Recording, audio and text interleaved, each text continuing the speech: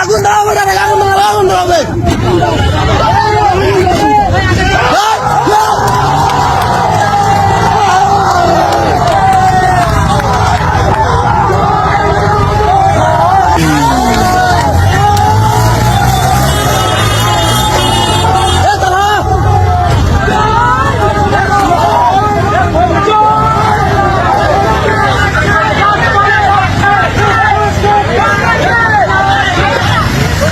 আমাদের মিছিলের ভিতরে একজন বিএনপির লোক ছিল,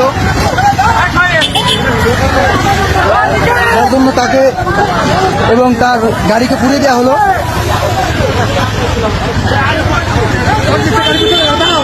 চারিদিকে আওয়ামী লীগের নেতাকর্মী।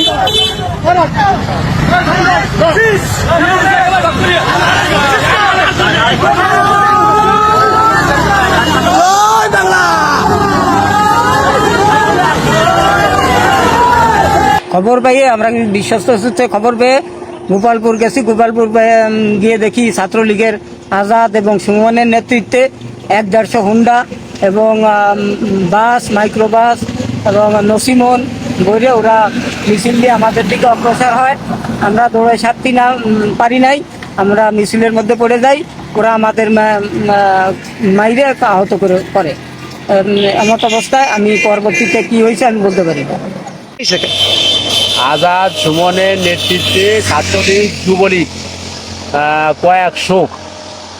কয়েকশো মোটরসাইকেল নিয়ে ওরা সবাই দিচ্ছিল বিভিন্ন জায়গায়, এবং বাস বড় একটা বাস ফুল ভর্তি। একটা বাসের মধ্যে তা 50 থেকে 60 জন। একটা হাইয়েস্ট গাড়ি, তাতে যে গ্যাদারিং দেখলাম তাতে 20 জন তো হবেই একটা হাইয়েস্ট গাড়িতে। এইভাবে আরো লোকজন আছে, ওই যে ছোট ছোট অটো গাড়ি ভরা গাড়িগুলো ওরা নাশকতা করার চেষ্টা করতেছিল।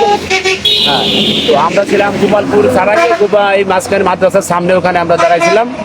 আমরা বেশ 4-5 জন লোক, আমি নান্নাম কাকি, লালচাঁদ, আমরা 600 জন ছিলাম।